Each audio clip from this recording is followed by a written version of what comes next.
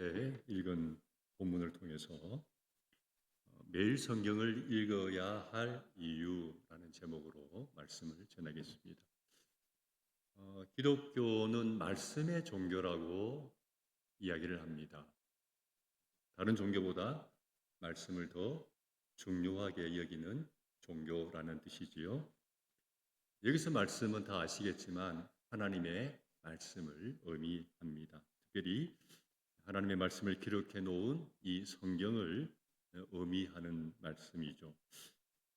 기독교가 왜 말씀의 종교인지를 조금 설명해 보겠습니다. 하나님이 세상을 창조하실 때 어떤 재료를 사용해서 창조하신 것이 아니라 당신의 말씀으로 창조하셨습니다. 하나님이 빛이 있으라 말씀하니까 빛이 없던 이 세상에 빛이 창조되었고, 땅에는 각종 식물과 나무들이 있으라고 말씀하시니까 그대로 되었죠. 하나님이 말씀으로 세상을 창조하셨다는 의미는 하나님의 말씀에는 능력이 있다는 뜻입니다. 말씀에는 능력이 있죠. 특별히 문자로 기록된 이 성경 말씀은 그냥 문자가 아니라 살아있고 능력 있는 하나님의 말씀인 줄로 믿습니다. 히브리서 4장 말씀 같이 한번 읽어보겠습니다. 4장 12절 말씀을 같이 한번 읽어보겠습니다.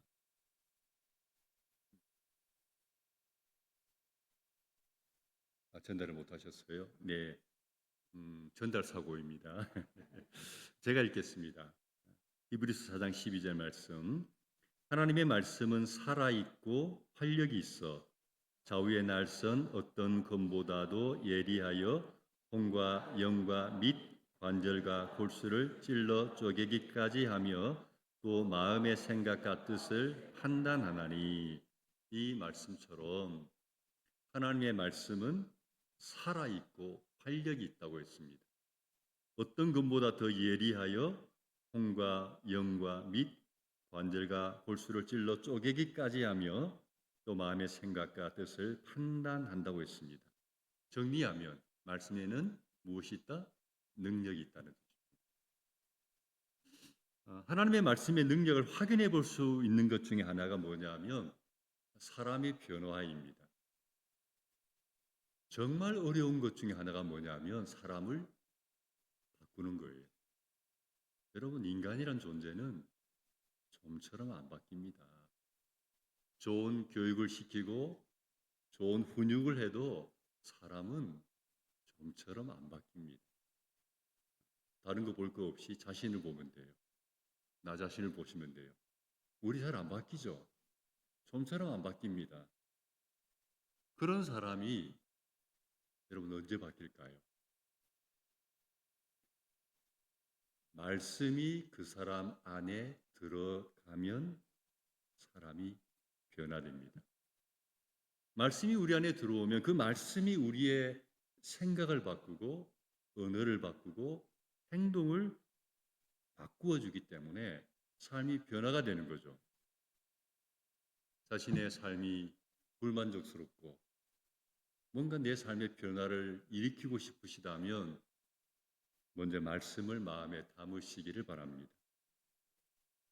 자, 그럼 어떻게 말씀을 마음에 담을까요? 성경을 읽으시기 바랍니다. 간단하죠? 성경을 읽으십시오. 근데 여기서 성경을 읽는다는 의미는 조금 고민이 필요합니다. 어떻게 성경을 읽는 것인가? 그냥 눈으로 읽는 것이 아니라 성경을 읽을 때 좀 꼼꼼하게 읽으시는 거예요. 낯설게 읽으시는 거예요. 성경을 마치 내가 처음 대하는 말씀처럼, 이미 익숙한 말씀이지만, 잘 아는 말씀이지만 오늘 내가 성경을 펼쳤을 때 마치 처음 대하는 말씀처럼 새롭게 신선한 마음으로 꼼꼼하게 읽으시는 거예요. 세밀하게 읽으시는 거예요. 한 단어 한 단어를 묵상하면서 한 구절 한 구절을 묵상하면서 읽어내시는 거예요. 깊이 있게. 어떻게 성경을 깊이 있게 읽는 것일까? 어떻게 읽는 것이 성경을 깊이 있게 읽는 것일까? 이런 겁니다. 성경을 읽을 때 그 말씀의 의미가 깨달아지면, 성경을 읽었는데 오늘 그 말씀의 의미가 깨달아지는 거예요. 눈이 열리는 거예요. 그 말씀이 내 마음에 확 깨달아질 때까지 읽는 것이 깊이 있게 읽는 것입니다.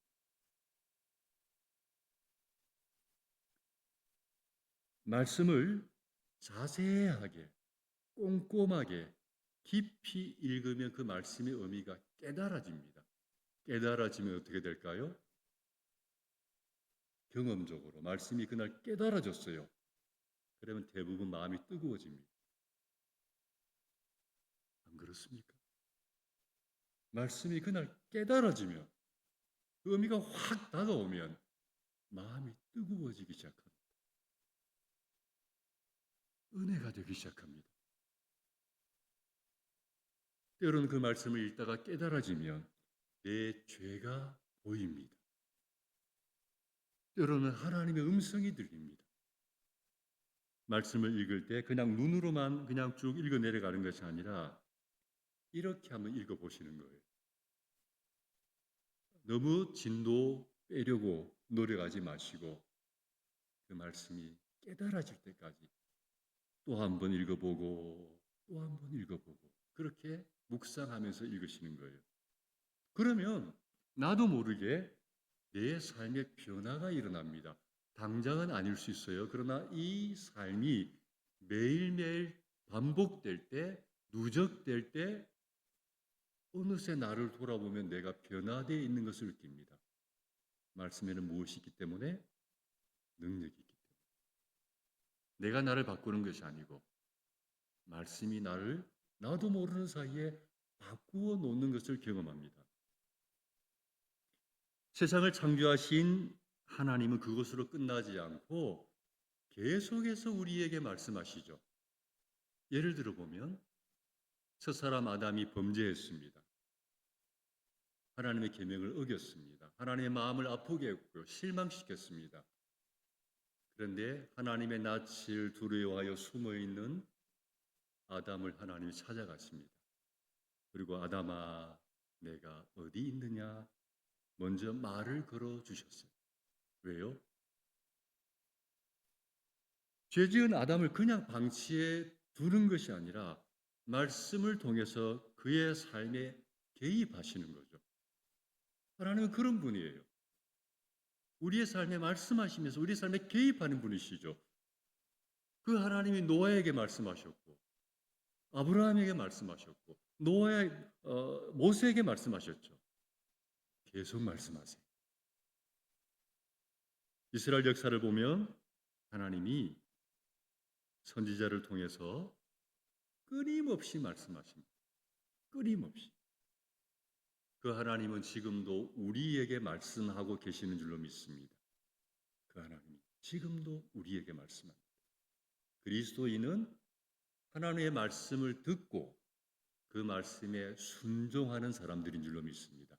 그게 그리스도인들입니다. 말씀을 듣고 그 말씀에 순종해 가는 사람들, 그 사람이 진정한 크리스찬이죠. 그럴 때 삶의 변화가 일어나는 거죠. 왜 우리에게 말씀이 필요한지를 가장 잘 보여주는 사건이 이스라엘 백성들의 출애굽 사건이라는 생각이 듭니다. 여러분, 출애굽의 신앙적 의미가 뭘까요? 우린 대부분 어느 정도 알고 있습니다. 구원이죠, 구원. 우리가 구원이란 단어를 사용할 때는 아무데나 쓰지 않습니다. 내 힘으로 도저히 빠져나올 수 없는 상황에서 나보다 힘이 더 강한 제3자의 도움으로 빠져나왔을 때 구원이란 단어를 씁니다. 이스라엘의 출애굽 사건이 그런 사건이죠. 그들의 힘만으로는 도저히 이집트에서 빠져나올 수가 없었어요. 그래서 하나님 어떻게 하십니까? 모세를 보내셔서 이집트에 10가지 재앙을 내립니다. 무서운 재앙이죠. 그럴 때 꽃보다던 바로가 손을 들고 항복하고 가라고 보내줘요. 그들 스스로의 힘으로 빠져나온 것이 아니고 도저히 빠져나올 수 없는 그들을 하나님의 강한 손으로 구원해 내신 거죠. 하나님의 은혜로. 여러분, 이집트에서 구원받은 이스라엘 백성들이 가야 할 분명한 목표 지점이 있죠. 어디입니까? 가나안이죠. 왜 가나안으로 가야 되죠? 거기가 그들이 살 땅이기 때문에, 약속의 땅이기 때문에 거기로 가야 합니다. 그런데 하나님은 그들을 이집트에서 구원해 내시고는 바로 그곳으로 데리고 가지 않아요. 그들을 가나안으로 데리고 가는 것이 하나님이 구원하신 목적이라면 이집트에서 구원받자마자 바로 가나안으로 가야 되죠. 거기를 안 가세요. 어디로 데리고 가십니까? 아무것도 없는 광야로 그들을 이끌어 가십니다. 왜 광야로 인도하셨을까요? 그들을 구원한 진짜 이유가 있었기 때문이죠. 하나님이 그들을 구원한 진짜 이유는 그들을 통해서 하나님이 이루고자 하시는 하나님의 계획이 있었기 때문입니다. 그 계획이 뭘까요? 이런 거죠. 하나님은 세상에 수많은 민족이 있는데 특별히 이스라엘을 초이스했어요. 선택하셨어요. 그래서 선민이에요. 근데 그들을 선택한 이유는 그들을 먼저 선택해서 세상의 수많은 민족과 다른 거룩한 민족으로 그들을 만드시는 거예요. 거룩한 백성으로 만드시는 거예요. 그렇게 만든 다음에는 그들을 통해서 세상의 모든 나라에 하나님을 전하게 해서 그들도 구원받게 하는 것이 하나님의 계획이었어요. 그래서 그들을 제사장 나라라고 말하잖아요. 너희를 통해서 세상 모든 민족을 내게로 내가 이끌어 오겠다는 거죠. 이스라엘은 세상을 구원할 하나님의 통로였던 거죠. 여러분, 하나님이 저와 여러분을 구원한 목적도 다르지 않다고 생각합니다. 여러분, 하나님이 왜 우리를 구원하셨을까요? 단지 예수 믿고 복 받고 천국 가는 것이 구원의 목적일까요? 물론 그것도 목적이지만 저는 그것은 부차적인 목적이지 1차적인 하나님의 구원의 목적은 그것이 아니라고 생각해요. 가장 중요한 구원의 목적은 우리를 세상과 다른 거룩한 백성으로 삼으셔서 우리를 통해서 하나님을 모르는 사람들이 하나님께 나올 수 있도록 하기 위해서 먼저 우리를 부르신 거예요. 베드로전서 2장 9절 말씀이 그런 말씀이죠. 그런데 여러분, 이스라엘 백성들이 구원받았다고 즉시 그런 거룩한 민족이 됩니까? 아니에요. 몸은 이집트에서 나왔지만 그들의 정신을 지배하는 가치관이나 삶의 방식이나 추구하는 목표는 하나도 바뀐 건 없어요. 몸은 나왔어요. 그들의 내면 세계는 그대로예요. 그대로 가지고 나왔어요. 왜냐? 여러분, 이스라엘 백성들이 이집트에서 몇 년을 살았죠? 430년을 살았어요. 여러분, 430년을 이집트에서 살았다면 겉보기에는 이스라엘 백성들인데 그 속은 어떨까요? 이집트 사람인 거예요. 예를 들어서 우리나라에서 어떤 사람이 가족을 데리고 미국에 이민 갔어요. 그럼 이민 1세대는 우리 한국인이란 정체성을 가지고 한국적인 가치관과 문화를 가지고 살아갑니다. 그러나 2세쯤 되면은 다음 세대쯤 되면 어때요? 벌써 미국 사람 비슷하게 가. 그 다음 세대쯤 되면 외모는 한국인인데 정신세계는 미국인이에요. 말하는 것이냐 가치관이 아예 미국 사람인 거예요. 몇 년 되지도 않았는데 430년을 이집트에서 살았으면 겉보기는 이스라엘 히브리 민족이지만 그 내면 속에는 충분히 애국적인 가치관, 세계관, 문화 모든 것들이 그들에게 익숙했을 거예요. 몸은 나왔어요. 그러나 정신 세계는 내면 세계는 그대로 가지고 나온 거예요. 그래서 하나님은 그들을 바로 가나안으로 데리고 갈 수 없었던 거죠. 왜요? 그들 속에 있는 애국적 가치관 대신에 새로운 가치관이 필요했기 때문입니다. 그게 뭘까요? 말씀이죠. 말씀. 하나님의 기준. 구원받은 그들에게 가장 필요한 것은 딴 게 아니고 말씀이었던 거죠. 그래서 그들을 광야로 인도하시고 광야에 있는 시내 산에 머물게 하면서 우리가 잘 아는 십계명을 주셨고 여러 가지 다른 말씀을 그들에게 주신 거예요. 그 말씀을 통해 그들이 평생 듣고 배운 세상적 가치관을 버리고 새로운 가치관으로 무장시키는 거예요. 그리고는 가나안으로 들어가야 합니다. 왜요? 그래야 하나님이 원하시는 거룩한 사람이 되고 거룩한 나라가 되니까. 이 원리는 우리도 똑같다고 생각합니다. 여러분, 우리의 구원은요, 한순간에 일어나죠. 예수 그리스도께서 나의 죄를 위하여 십자가에서 죽으신 것을 믿음으로 고백하면 구원받습니다. 즉시. 그러나 구원은 받았지만 우리의 내면은 어떨까요? 수십 년 동안 살아왔던 가치관이 여전히 남아있어요. 그대로 남아있어요. 그걸 바꾸지 않으면 신분은 하나님의 자녀지만 살아가는 것을 보면 비그리스도인과 별로 다르지 않게 살아가는 거죠. 그러니 예수를 믿어도 삶이 달라지지가 않아요. 삶이 달라지려면 내 안에 말씀이 들어와야 됩니다. 그게 안 될 때 안타깝지만 악순환에 빠집니다.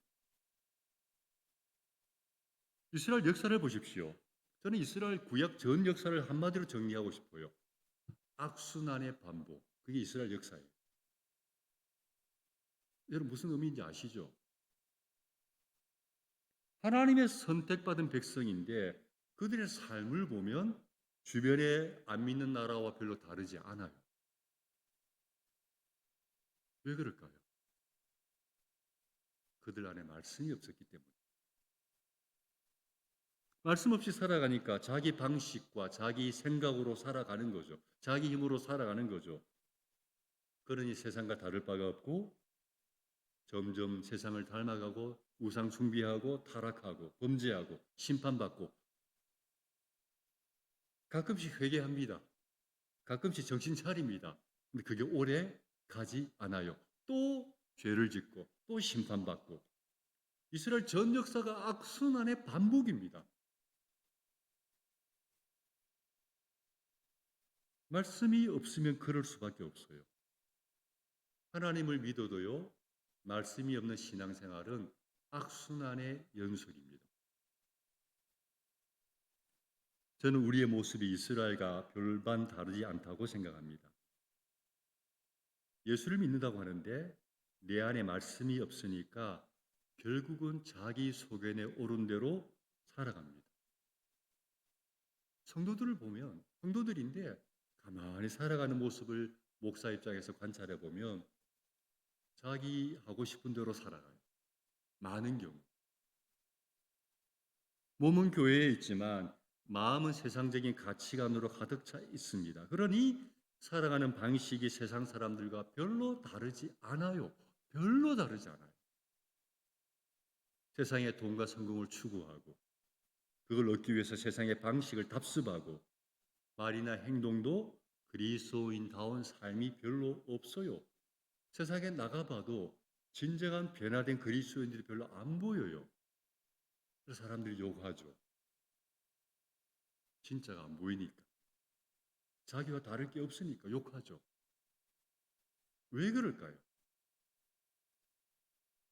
또 자신의 생각과 힘으로 살아가니까 하나님을 믿는다고 하는데도 자신의 한계를 극복하지 못합니다. 자신의 한계 안에 갇혀 있어요. 예수를 믿는데 하나님이 주시는 거룩한 능력을 별로 경험하지 못하고 삽니다. 그러니 신앙생활을 해도 삶이 별로 달라진 게 없어요.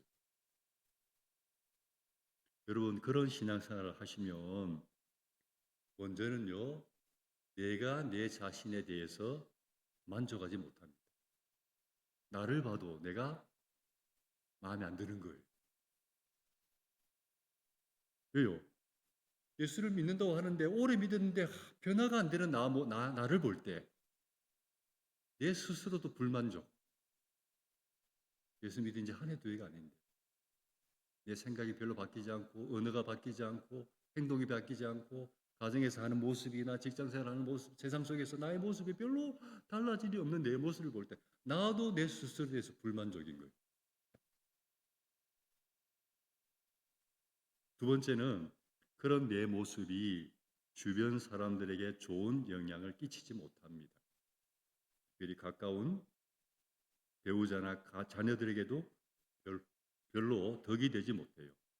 교회에서는 신앙생활 잘하시고 경건한 집사님인데 가정에 오면은 별로 인정을 못 받아. 별로 선한 영향을 못 끼쳐요. 가까이 있는 분들이 인정을 안 해주는 거죠. 그런 자신을 보면서 가끔씩 반성합니다. 이게 오래 가지 못해요. 다시 잘못된 모습으로 또 돌아가요. 악순환의 연속이죠. 저는 목회를 하면서 보니까 교회 안에 생각보다 이렇게 신앙생활하는 분들이 많습니다. 왜 그럴까? 내 안에 말씀이 없고 말씀대로 살아가는 삶의 변화가 없기 때문에 그런 것이죠. 여러분, 이런 악순환의 고리를 끊으려면 뭘 해야 될까요? 말씀을 읽으셔야 합니다. 그리고 말씀대로 살려고 몸부림쳐야 합니다. 특별히 가정 안에서요. 부모가 먼저 말씀을 딱 펼치고 늘 말씀을 읽고 묵상하고 말씀대로 살려고 애를 쓰고 우리가 완벽하라는 이야기가 아니에요. 부모님 보니까 늘 성경을 펼치고 읽고 또 성경대로 살아가려고 노력하는 모습이 자녀들의 눈에 보여요. 그러면요. 내가 특별히 말하지 않아도 그 영향이 알게 모르게 자녀들에게 가게 되어 있어요. 말씀의 영향이 알게 모르게 자녀들에게 스며들면 흘러가면 자녀들이 절대 빗나가지 않습니다. 왠지 아세요? 알게 모르게 부모님의 영향을 은근히 받았기 때문에 자녀들의 마음에도 기준이 생기는 거예요. 아, 저렇게 살면 안 되지. 이렇게 살아야지. 자기도 모르게 기준이 쑥 들어와 있어요. 부모님의 삶을 통해서. 그러면요, 아이들이 세상 속에 살다 가면 유혹이 많잖아요. 또래 친구들이 하는 짓들을 많이 또 닮아가잖아요. 유혹이 많아요. 그래서 한순간은 흔들릴 수 있어요. 잘못된 길에 발을 내딛기도 해요. 그러나 다시 제자리로 돌아와요. 어느 순간 이게 아니다. 이건 아니야 라고 다시 돌아오게 돼 있어요. 왜요? 그 안에 뭐가 있어요? 말씀의 기준이 있기 때문에.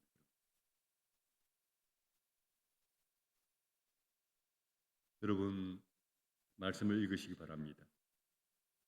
그러면요 그때부터 악순환의 고리가 끊어지고 선순환이 시작될 겁니다. 왜 말씀이 필요한지 십계명을 가지고 한번 잠시 설명해 보겠습니다. 오늘 본문 출애굽기 20장 1절로 3절까지를 한번 보겠습니다. 출애굽기 20장 1절에서 3절까지를 함께 읽겠습니다. 하나님이 이 모든 말씀으로 말씀하여 이르시되 나는 너를 애굽 땅 종되었던 집에서 인도하여 낸 내 하나님 여호와니라. 너는 나 외에는 다른 신들을 내게 두지 말라. 아멘. 3절을 보니까 너는 나 외에는 다른 신들을 내게 두지 말라고 했죠. 여러분 십계명의 1에서 4계명까지는 다른 신을 섬기지 말고 오직 하나님만 섬기라는 내용이죠. 왜 이 말씀을 주셨을까? 여러분 이스라엘 백성들이 오랫동안 살았던 이집트의 어떤 종교가는 유일신이라기보다는 일종의 다신교입니다. 잡다한 것을 신으로 삼았던 다신교입니다. 그런데 하나님께서 이스라엘을 이집트에서 끄집어내기 위해서 그 땅에 10가지 재앙을 내리셨어요. 왜 10가지 재앙일까요? 그 재앙들 대부분이 사실은요, 이집트 사람들이 섬기던 신들이었기 때문에. 그런데 그들이 신으로 섬기던 것을 하나님이 심판함으로 말미암아 하나님이야말로 모든 신 중에 가장 위대한 신이라는 것을 보여주신 거예요. 그리고 너희는 그런 잡다한 신을 섬기지 말고 하나님만 섬기라고 말씀해 주는 거죠. 여러분, 세상에는 수많은 종교가 있습니다. 메이저 종교, 기독교, 불교, 또 힌두교, 이슬람교 이런 메이저 종교 외에도 아주 잡다한 종교들이 많아요. 수많은 또 우상들이 많아요. 그런데 여러분, 모든 우상 종교의 특징이 있어요. 모든 수많은 우상 종교가 있는데 특징을 하나로 딱 요약하면 뭐냐면, 제가 PPT로 준비했는데 목사님 빠뜨리셨으니까 말하기 좀 영어로 제가 준비했거든요. 근데 쉬운 영어입니다. 모든 우상 종교의 특징은 포미, 뭐죠? 나를 위하여. 모든 우상 종교의 특징은 하나로 요약됩니다. 포미, 나를 위하여. 그게 우상 종교예요. 다시 말하면 내가 잘 되고 내가 복 받기를 기대하는 종교가 우상 종교입니다. 그래서 세상에는 그렇게 많은 우상이 있는 거예요. 왜요? 사람들마다 각자의 필요가 있고 각자 욕구가 있고 각자 원하는 것이 있기 때문에 자기가 원하는 것을 해주면 섬기는 거예요. 하늘도 섬기고 땅도 섬기고 바다도 섬기고 나무도 섬기고 짐승에게도 절하고, 내가 원하는 것을 해준다고 하면, 내게 복을 줄 수 있다고 말하면 섬기는 겁니다. 봄이 나를 위하여. 모든 우상 종교의 특징은 봄이 나를 위하여. 근데 기독교는 반대예요. 봄이가 아니라 God. 하나님을 위하여. 반대예요. 기독교 신앙은 내가 원하는 것보다 하나님이 원하시는 것이 뭔지를 먼저 생각합니다. 내 기준이 아니라 하나님의 기준을 배워가고 그 기준대로 살아내는 것이 기독교입니다. 내가 아니라 하나님. 기독교를 믿으면서도 여전히 모든 관심이 나에게 있고 하나님은 내가 원하는 것을 들어주는 존재 정도로 생각한다면 우리의 신앙 수준이 우상 종교 수준에서 못 벗어나는 거예요. 우린 내가 아니라 하나님이 무엇을 원하는지를 알아가야 되죠.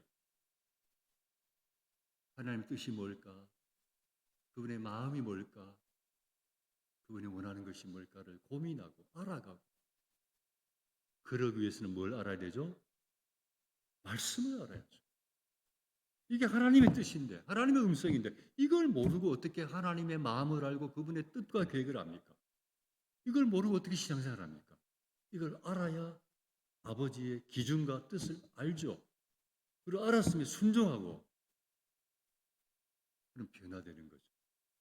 이게 크리스찬이죠. 저는 목회를 하면서 하나의 착각에 빠진 적이 있습니다. 뭐냐? 내가 설교를 엄청 준비를 하고 설교를 잘하면은 성도들이 변화될 것이라고 생각했어요. 많은 목사님들이 그렇게 생각합니다. 내가 설교를 정말 준비를 잘했어. 설교를 잘하면 성도들이 변화되겠지. 그래서 저는 목회하면서 경험해 보니까 설교 잘한다고 성도들이 변화가 안 됩니다.